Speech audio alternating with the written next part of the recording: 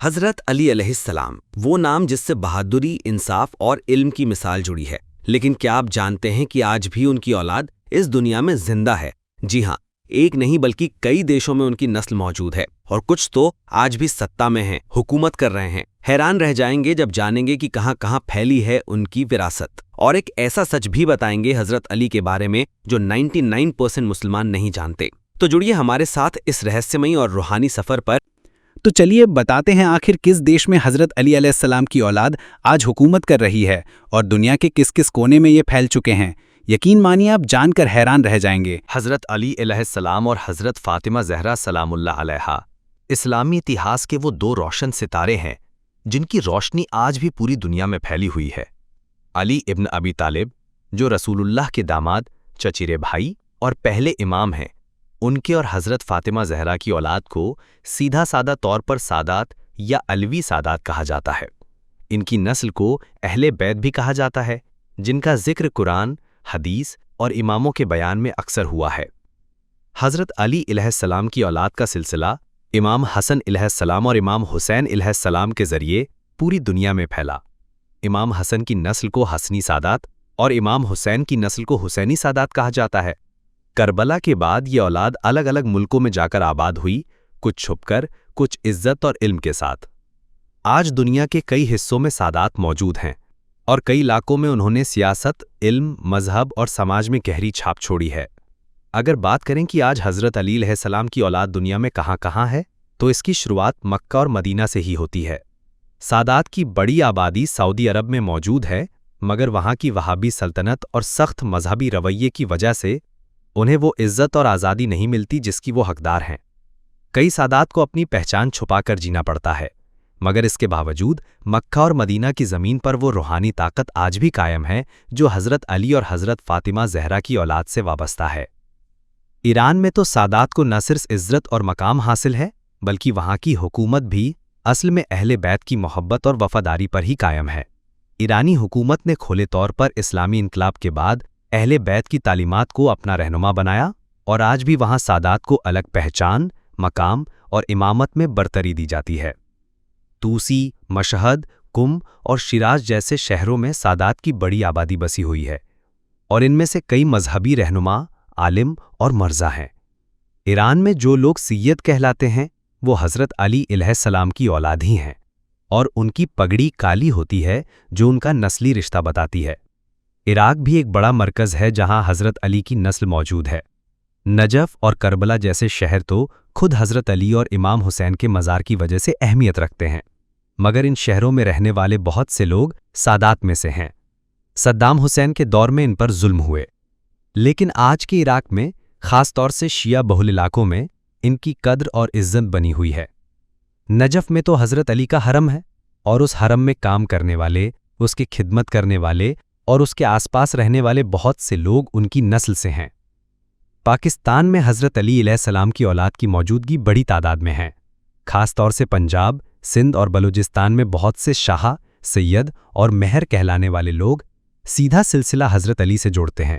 انہوں نے بھارت کے دور میں صوفیانہ انداز میں اسلام کو پھیلایا، اور بعد میں پاکستان بننے کے بعد کئی سید پریواروں نے سیاست، علم اور تصوف کے میدان میں اپنا لوہا منوایا۔ کچھ علاقوں میں تو آج بھی سیدوں کو مذہبی معاملوں میں آخری فیصلہ سنانے کا حق حاصل ہے۔ بھارت میں بھی سادات کی بڑی تعداد ہے۔ لکھنؤ، حیدرآباد، الہ آباد، امبیڈکر نگر، جونپور، بڑودہ اور کشمیر جیسے علاقوں میں بڑے بڑے سید خاندان بسے ہیں۔ یہ لوگ حضرت علی کی اولاد میں سے ہیں اور صدیوں سے علم، تہذیب اور مذہبی رہنمائی کا کیندر رہے ہیں۔ لکھنؤ کے سید خاندان نے امام باڑوں، ماتم، عزاداری اور شیعہ تہذیب کو زندہ رکھا۔ یہاں کے بہت سے سید خاندان اپنے شجروں کے ذریعے سیدھا امام حسین علیہ السلام سے سلسلہ جوڑتے ہیں۔ بھارت کے یہ سادات نہ صرف مذہبی اداروں کو چلاتے ہیں، بلکہ انجمن، مدرسوں اور امام باڑوں کے ذمہ دار بھی ہیں۔ افغانستان میں بھی سادات کی موجودگی ہے، خاص طور سے ہزارے علاقوں میں جہاں شیعہ آبادی زیادہ ہے۔ طالبان کے دور میں ان پر ظلم ہوئے، مگر پھر بھی یہ اپنے ایمانی راستے سے نہیں ہٹے۔ یمن میں سادہ نام سے مشہور لوگ جو حضرت علی کی اولاد ہیں، انہوں نے زیدی امامت کی استھاپنا کی تھی اور کئی صدیوں تک یمن پر حکومت کی تھی۔ آج بھی یمن میں ہوتی آندولن کی قیادت کرنے والے لوگ خود کو اہل بیت کی نسل سے جوڑتے ہیں، اور وہ اپنے جھنڈے پر لبیک یا زہرا और लब्बैक या हुसैन का नारा लगाते हैं। लबनान की बात करें तो वहाँ सैयद हसन नसरुल्लाह जैसे लीडर सादात में से हैं। हिजबुल्लाह जैसे तंजीम की क़यादत करने वाले ये लोग हज़रत अली अलैहिस्सलाम की औलाद माने जाते हैं और उन्होंने ज़ायोनी ताकतों के खिलाफ कड़े मोर्चे लिए हैं। ये सिर्फ सियासी नहीं बल्कि मजहबी, तहजीबी और इल्मी तौर पर भी एक बहुत बड़ा असर रखते हैं।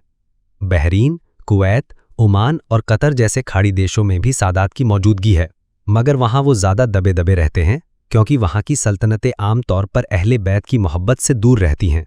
मगर इसके बावजूद वहाँ की शिया आबादी में हज़रत अली की औलाद मौजूद है और मजहबी महफिलों में उनका मकाम बड़ा है। तजाकिस्तान, अज़रबैजान और कज़ाकिस्तान जैसे मध्य एशियाई मुल्कों में भी हज़रत अली की औलाद गई थी, जो या तो व्यापार के बहाने पहुंची थी या फिर मुग़ल सल्तनत के दौरान। इन इलाकों में मजहब की सख्ती और सोवियत शासन के दौरान उनके बहुत से रिकॉर्ड खत्म कर दिए गए, मगर परंपराओं और नामों के जरिए उनकी मौजूदगी अब भी जिंदा है। मिस्र और सूडान जैसे अफ्रीकी मुल्कों में भी सादात मौजूद है। मिस्र में इमाम हुसैन का मज़ार भी है और वहाँ के कई सूफ़ी सिलसिले खुद को अहले बैत से जोड़ते हैं।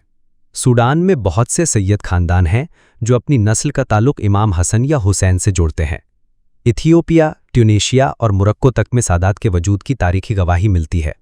यूरोप और अमेरिका में रहने वाले सैयद या सादात आज वहाँ की बड़ी मुस्लिम आबादी का हिस्सा हैं। इंग्लैंड, फ्रांस, जर्मनी, कनाडा और अमेरिका में भारत, पाकिस्तान, ईरान और इराक से गए हुए सादात आबाद हैं।